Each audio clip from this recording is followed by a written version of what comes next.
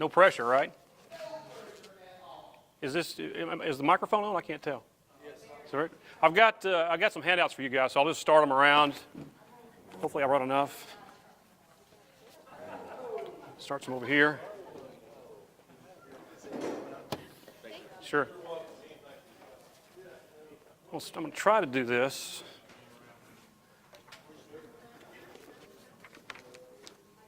I don't like standing behind the podium anyway.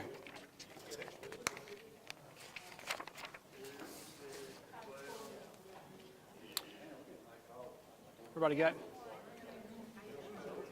Sure this works, yep. Everybody good? All right, good afternoon, everybody. As he said, my name is Paul Damon. I'm the public affairs person for the FBI in Birmingham. For those of you that may or may not know, the FBI's Birmingham office covers the Northern District of Alabama, which is the northern 31 counties of the state. Roughly everything north of Montgomery is our jurisdiction. This presentation, I think I saw in your notes that I'm supposed to be covering the Midland City crisis, which we will touch on in the course of this presentation. But to kind of give you some background on this presentation, a few years ago, I believe it was Vice President Biden who directed the Department of Justice to go out and do active shooter training for law enforcement executives. So this is a law enforcement executive active shooter training segment. There was a 2-day program. This was the press part of that. So this is actually specifically, it's covering, as you can see, media in an active shooter or mass casualty incident. What this is, and when we did this presentation, we've done it 3 or 4 times, I guess, now to large groups of law enforcement across the state. FBI headquarters who put this together wanted us to make sure that we told everybody that this is not the FBI telling you what to do. What this is a compilation of best practices from 3 different mass casualty incidents. Virginia Tech, Newtown, and what was the other one? It's Virginia Tech, Newtown, and somewhere else, Sandy Hook. So it's a compilation of those, and so what they did was they got everybody together who had anything to do with media in all 3 of those instances and said, okay, what went right?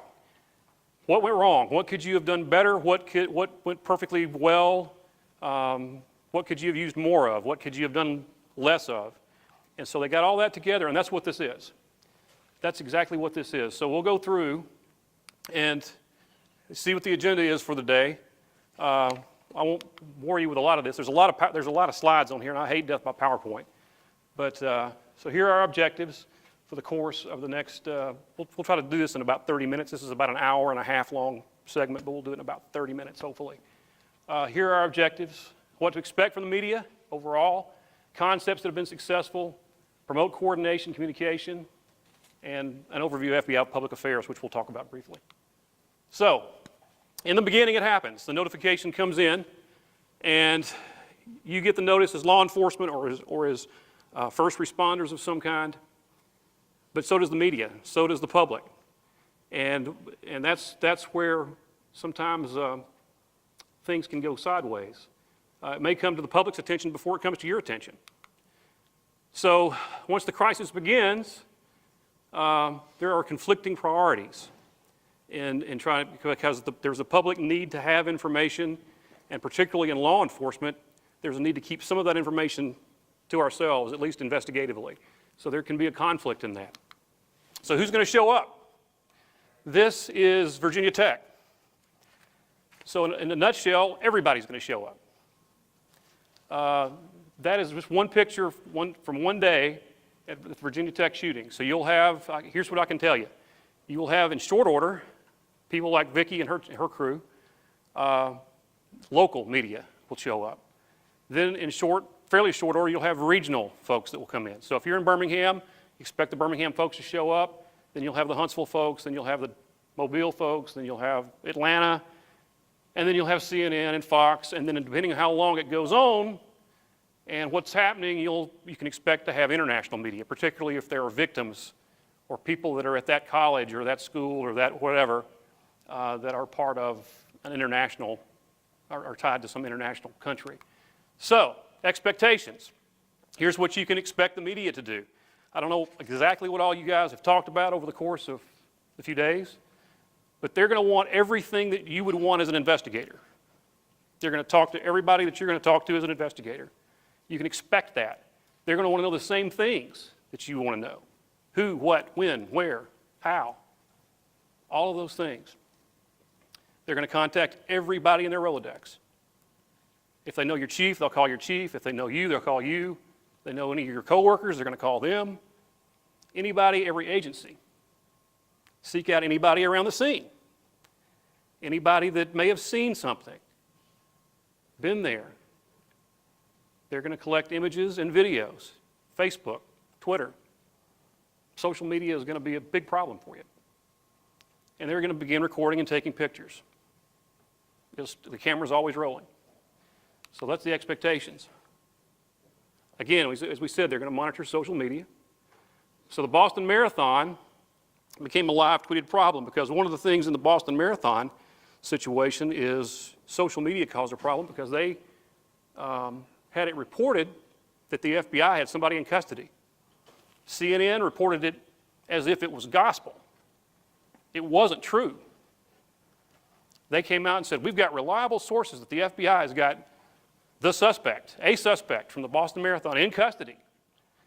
I watched it, and we were getting, as a PIO for the FBI, I was getting some feed information fed, and I'm like, I haven't heard that. I haven't seen that.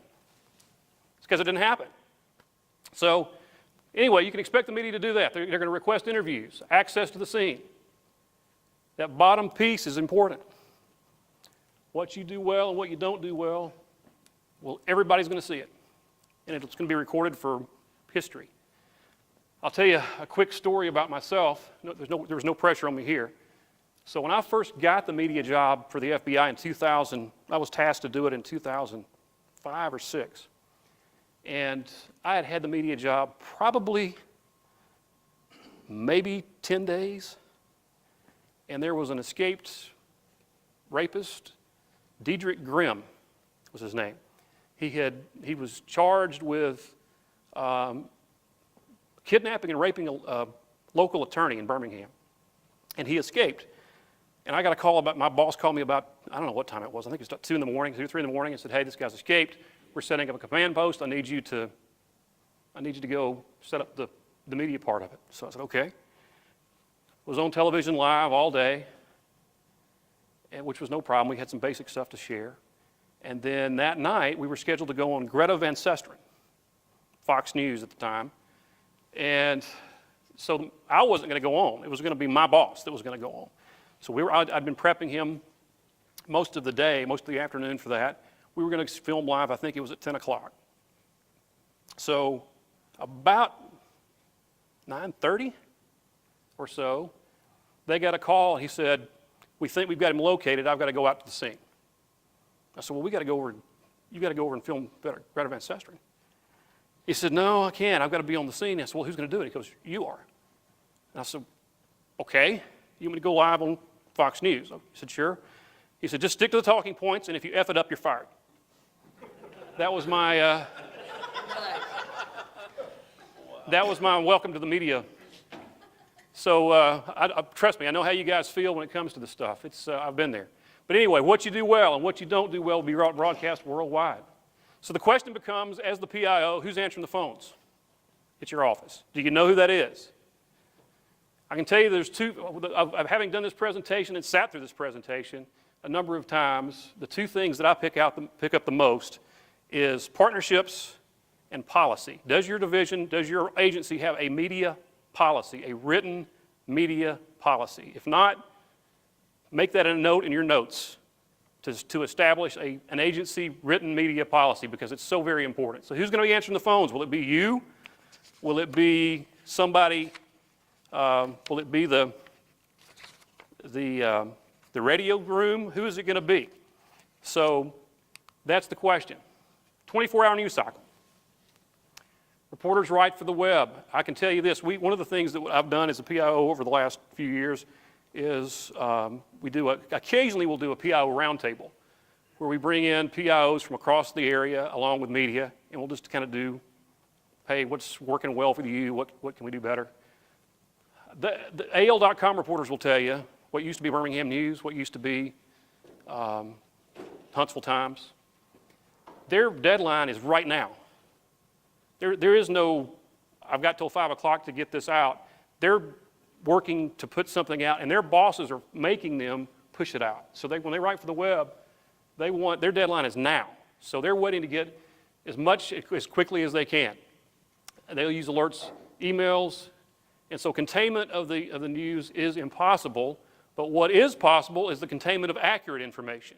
That is the one thing that you can contain. You can control the flow of accurate information, and so that is so very important. Lieutenant Vance from Sandy Hook, Connecticut State Police. He was, he's a rock star as far as I'm concerned.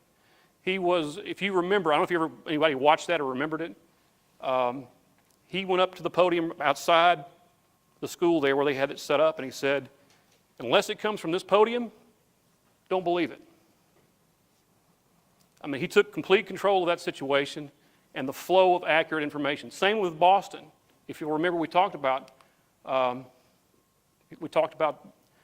Boston, there was a false report of a report. So we had to have, and we'll show the actual press release here in a second, the special agent in charge from Boston went on television and said, that ain't true, didn't happen, and unless it comes from this podium, don't believe it.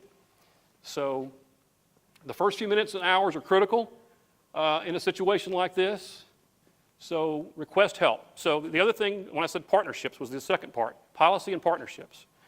What I would ask each of you to do, if you haven't already done so, is I would get the business card or contact information of everybody in this room before you leave here. And continue to develop those relationships. Those relationships are so critically important. So where's that help going to come from? One of the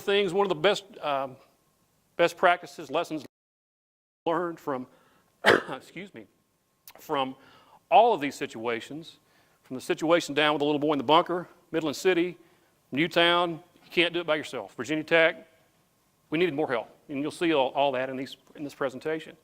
So request help as soon as possible. If you know you're going to need help, go ahead and get it now. Get it first. And so doing that and what you say and saying something quickly is important because of that last bullet point. Being able to put out a quick, accurate statement affects public perception and the integrity of the investigation. How they see you as an agency is important. So words matter. So the scene's a mess. It'll take a while to sort out. Versus, we're securing the scene, and we'll get you more information as soon as we can. So it is, words matter. It makes a difference.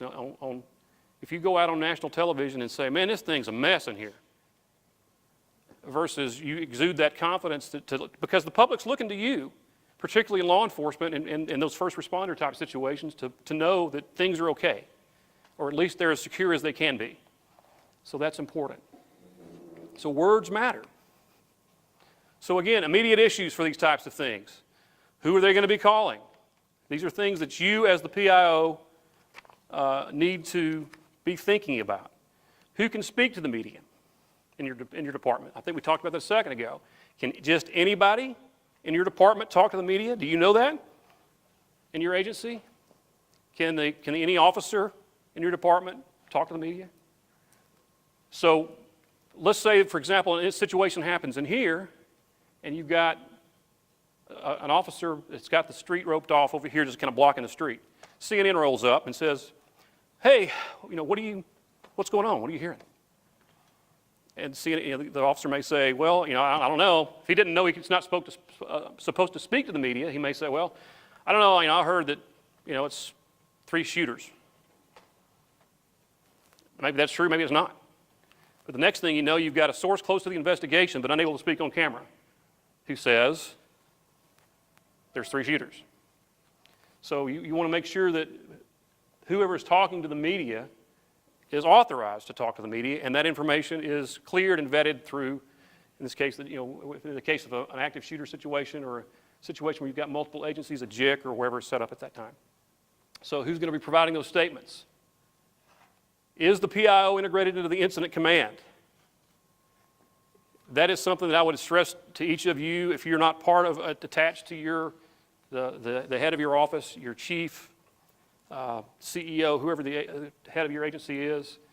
You need to be tied closely to them, or at least second in command, so that you are integrated into an incident command response. And again, who will take charge? Continued immediate issues. Location. That was something in Newtown that was important. Finding a location for staging a press brief. If you've got a situation, you can't have them nearby. You've got to get them out of the way. What external resources can be called? External resources. Not internal, not from within the department, external resources. So again, that's where those business cards come in handy. That's where developing those relationships and those partnerships and being able to call on, if you're in Madison and you want to call on Huntsville, or if you want to call on Decatur, or if you're in Birmingham and you want to call on Jefferson County, or you want to call on Hoover, or call on the FBI, as the case may be. So do you know who those resources are? Establish them now. What's the command structure for dealing with media-related decisions? How are you going to handle social media? You're going to have somebody monitor that? That's where having additional help comes in. So you can have somebody in your JIC, or you can have somebody in your PIO cadre that can monitor that, and you can address what may be a potential issue for you. These are just some examples of the shooting. I think that was the far side, the left side is Aurora, Colorado. Here's Dale County. I think we're to talk about this. So you can't see it in this picture, but one of the interesting things about Dale County situation was that our hostage rescue team, I know you can't see it in this, just beyond here, they had set up a tarp, and our hostage rescue team had done a mock setup of the actual bunker itself so they could practice. And they were practicing going in shortly while this was all going on.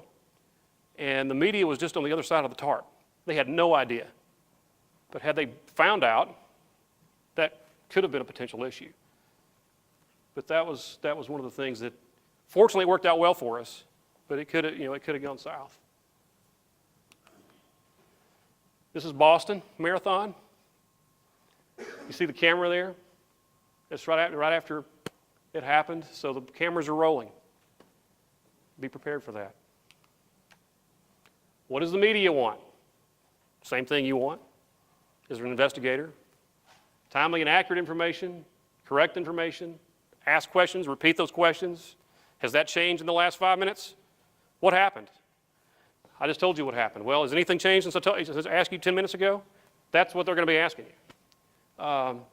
They're going to continue to search for information that nobody else has got. They want to have the exclusive. If the vacuum's not filled with information, because they especially now you see those CNN, Fox, if something major happens, they're going to be broadcasting all the time.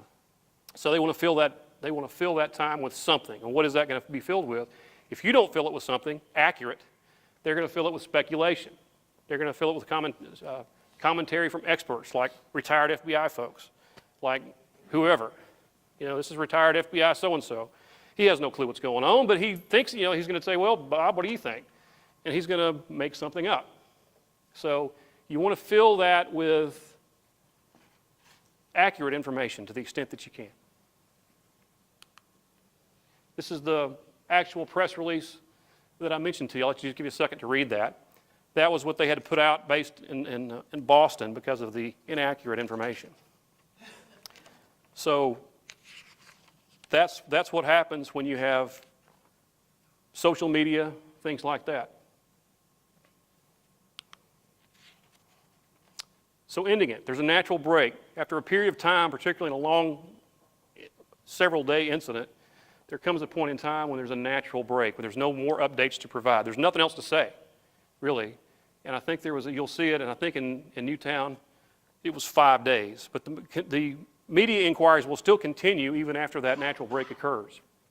And you have to be ready to deal with that at some level. So coordination and cooperation. Again, that's that's where I was talking about having those business cards, making those relationships, and developing those relationships. Anybody? How many folks are from the Jefferson County area? Anybody? Does anybody know Jim Coker from EMA? Yeah.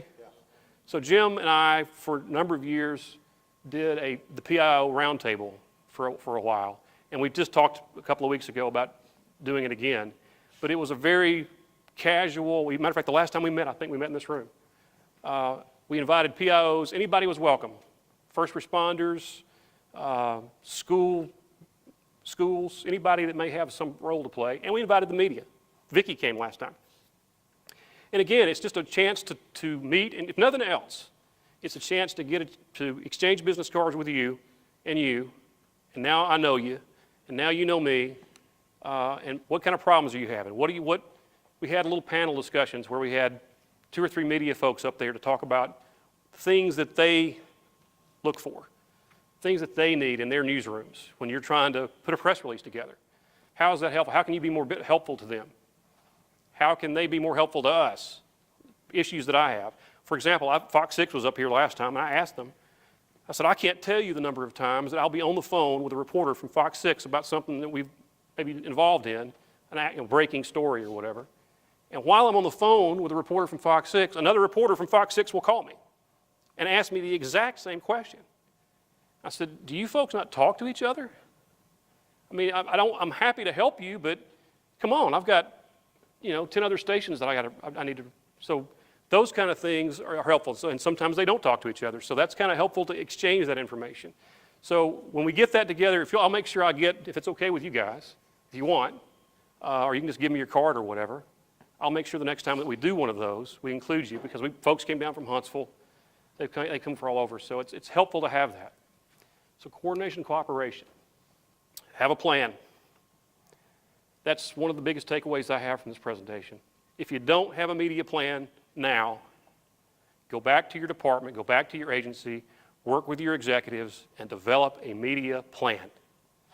Make sure that the media plan covers a variety of things, who can talk to the media, addresses legal concerns, privacy issues, all of the things that go along with that, and any coordination prior to public statements.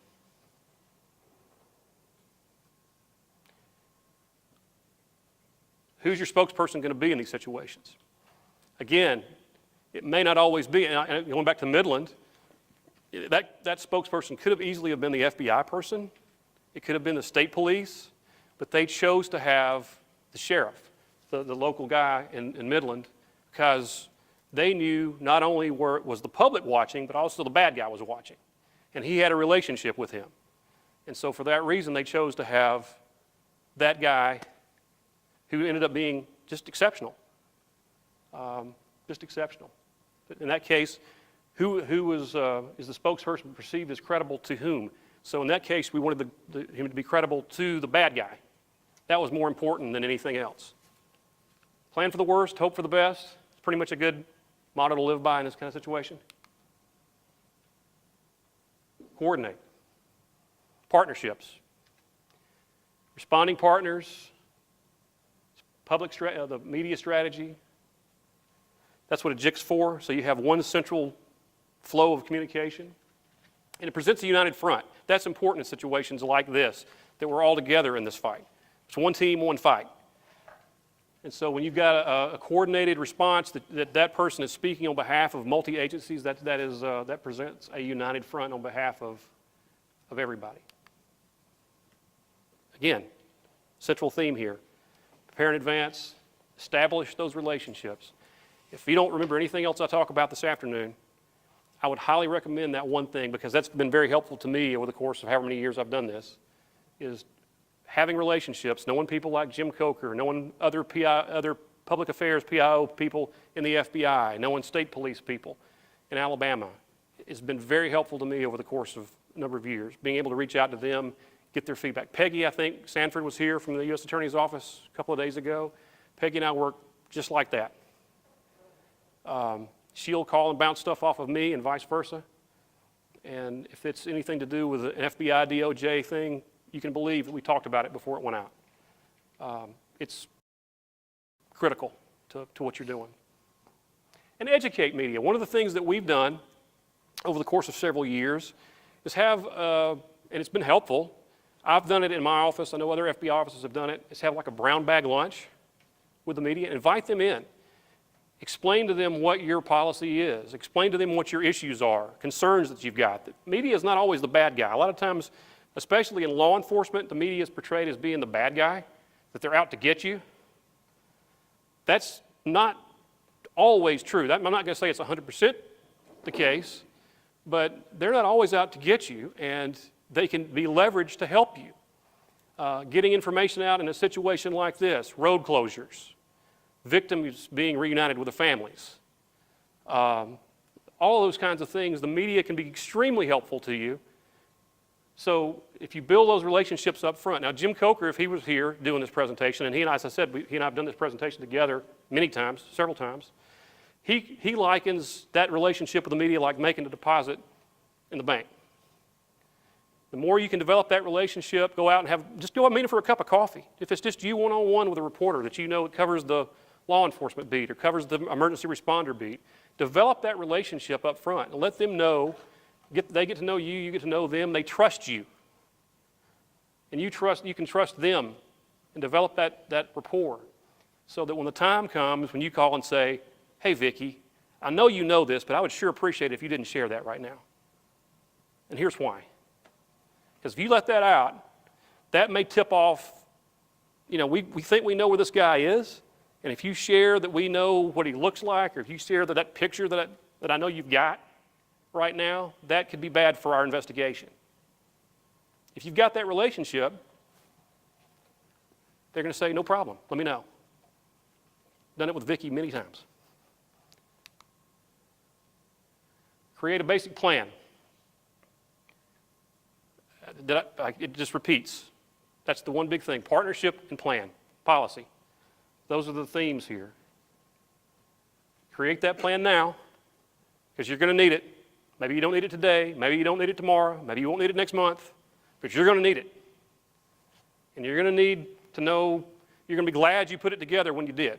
Believe me on that one. Know where your vulnerabilities are. When you go through and you start to put your plan together, you realize, okay, gee, I could use more of this. Maybe I need, a battery pack for my cell phone. Because when you're out in a situation and you're out there for hours and days, there's no place to plug my phone in, so maybe if I had a backup battery pack. That's simple. It seems simple, but when you're out on the scene and you don't have it, and it's something that's useful, a laptop.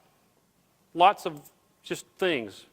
Know where your vulnerabilities are and know how to try to address those. And you can address that through your partners, through your partnerships. You can address that through slowly building that over time, through requests from the chief. A team. Both internal and external resources. The theme goes back again. We say it in the FBI all the time. We've said it for a number of years now. That's not always been the case. But we don't do anything by ourselves. We are not successful alone in anything we do. I don't care what it is. I don't care if it's a major drug investigation. We didn't do that by ourselves. We had partners that were with us. It's true in a major situation like this. You will not be successful. I will not be successful by myself. Establish those partnerships both internal, within your organization, within your agency, and externally with your partners. And it's one team, one fight. We're all in this together. Identify skills needed, not titles. So just because you are the head of the particular agency doesn't mean you're the best person to go out there and be the spokesperson. If you're working with multiple PIOs, maybe I'm not the best guy to do that. Maybe you're the best person to do that in this particular situation. If that's what the case is, then that's what you need to work with. And again, network. Disseminate your plan within your agency so that everybody in your agency knows what that media policy and plan is. If you work for wherever you work, does everybody in your agency know who can speak? If they don't, they should. Coincidentally, yesterday, just completely coincidentally, yesterday, I knew it was coming. I didn't know it was coming yesterday. The FBI director emailed every individual that works for the FBI with a brand new media policy.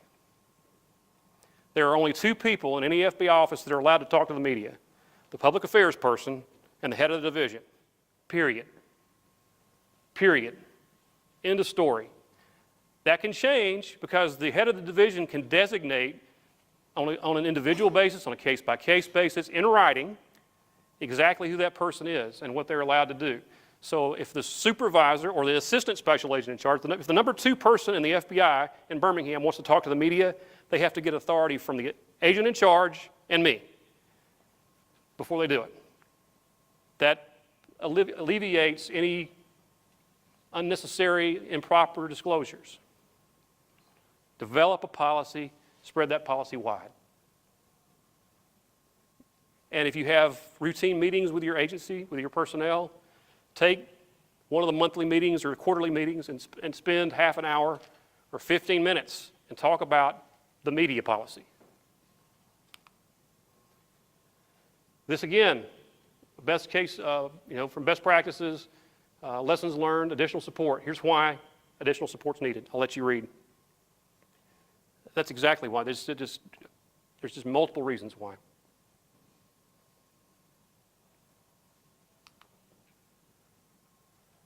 So if you've got a school, if you've got places of worship that are involved, all those folks need to be coordinated with.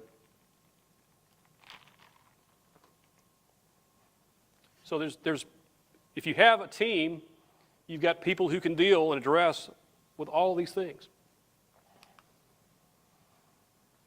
Bottom, highlighted in red for you. Central theme here. Can't do it yourself. No one person can do that by yourself. I don't care how good you are. I don't care how long you've been doing it.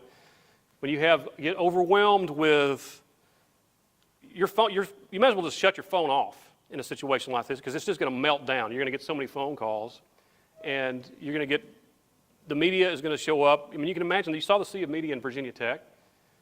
You got to have help. Same thing, central theme here. We could have used a lot more help. I think they had, yeah, they did. 6 personnel, 4 PIOs. I had some friends of mine down there, both that were from the Mobile division that covered Midland City, as well as from FBI headquarters and some other places that went down.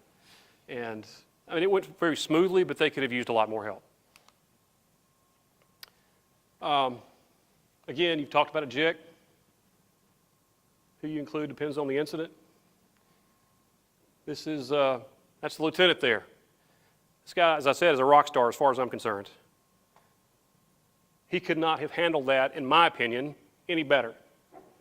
The way that he came out from the very beginning, he was just the right guy. You go back to that slide that we talked about, you know, there are multi-agencies involved, but who's the right person? He was the right person.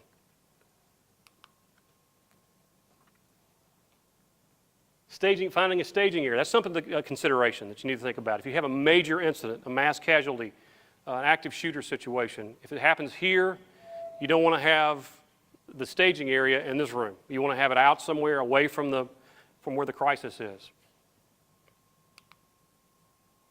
Can I ask a question? Please do. Yeah, when you said, how do you justify the staging area versus the public area? You know, when you know that you got that much media coming in, and maybe you don't have that public area close, so you need to establish a staging area to an area that. I think I understand your question correctly. I would put my staging area for the media nearby, but not close to where the public access would be, if that makes any sense. I mean, they can have access. So let's, for example, if it happened here, I may put the staging area in a parking lot and rope it off so that I know it's media only, but then you have the public that can access the road. It's away from the road, but. So you put the media closer than you would the public? Yes. Gotcha. It depends on the circumstances and what we're trying to protect. And I may put it, as you'll watch, if you watch any incident on television that's going on, they'll have it roped off, and the media is only allowed to go so far. And if you're having a situation like this where you're going to have a press conference, you're going to want to have like in this case, well, not in this case, but in Midland City, they had it roped off just for the media, and it was not too far from where the bunker was. It wasn't far at all, but it was not accessible to the public. It was media only. Does that answer your question? Okay. Anything else? Any other questions? Please feel free to jump in with questions if you've got them. Again, you saw this for yourself. State police took the lead PIO role. And in this case, you saw that. If you watched this case at all, every time that they had a press conference, the local, I think it was the local chief, was standing next to him. Same with Midland City, even though the sheriff, I believe it was, that was Midland City, had the agent in charge of the FBI, he had the state police there as well, showing a united front. Over 1,000 folks there in Connecticut. I mean, just imagine trying to manage 1,000 media folks.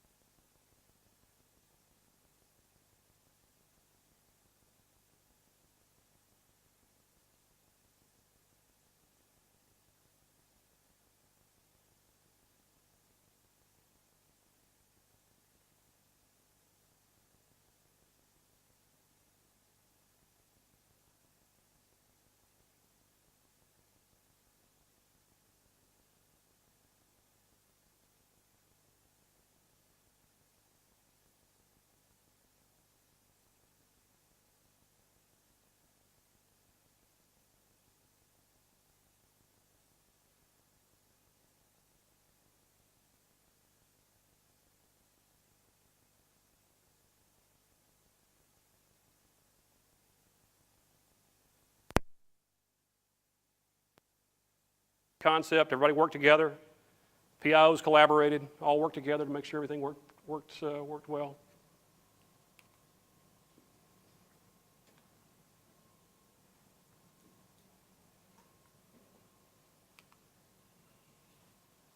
Location, again, the central theme for lessons learned was finding a location for the media.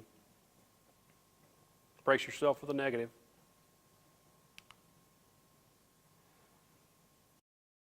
Cameras are always rolling. Microphone's always live. That was one of the first things they taught me. Don't ever forget, when you're out on a scene, I was on an evidence response team for a number of years, and go out on crime scenes, and if you go to a major scene, obviously I've been out there when you work in a scene and there's a sea of media out there. They would always tell you, those boom mics pick up everything. Cameras are always rolling. And misguided remarks are broadcast for everybody. So if you make some comment about how the guy looks down the street or whatever, and you think you're just talking to your buddy, they pick it up. I think Peggy covered press conferences for you, how to prepare for a press conference.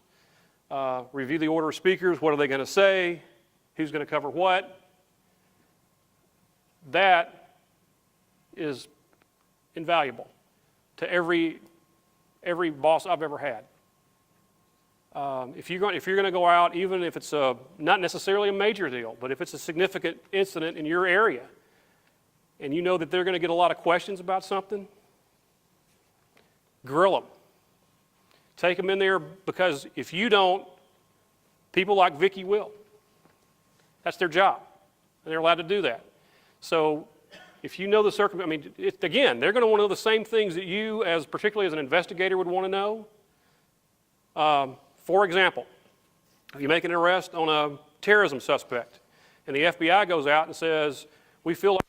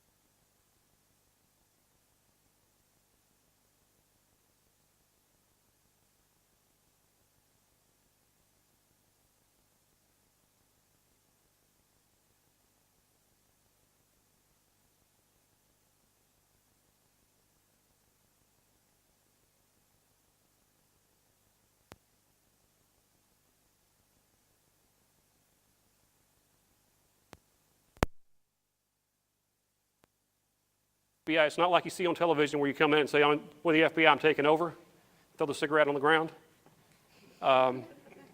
It's not that way. So if you need help, we're happy to provide assistance, resources, help to the extent that we can and are able. So if you need somebody behind the scenes to help you prepare a press release, prepare a staging area, notify the media about a situation. Again, if you have a major situation, you're going to need some help. So if I can't get you to remember anything else, get a plan, get a policy, partnerships. Bring those three things back with you and work on those three things. And you will be glad that you did. Partnerships, policy, plan. If you've got that in place, everything else will work itself out. Questions? Anything? Sir? What is one situation that maybe you were holding a press conference and you said something you didn't mean and it was live? How did you correct that? Depends on what that something is. Okay. You got an example of something? Not necessarily. Okay. It all depends on what that something is. I mean, first of all, I'd take a look at this. See your crisis communications quick reference guide? Look at number